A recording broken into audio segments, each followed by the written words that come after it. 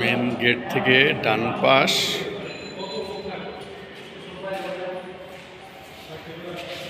main gate থেকে বাম পাশ,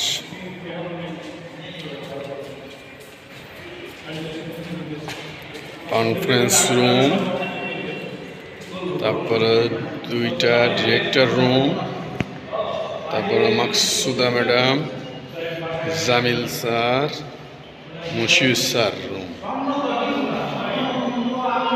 6 জন executive,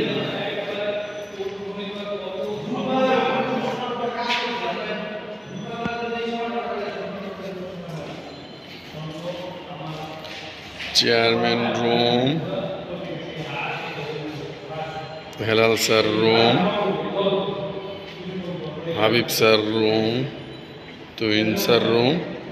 Aminur sir room, reception,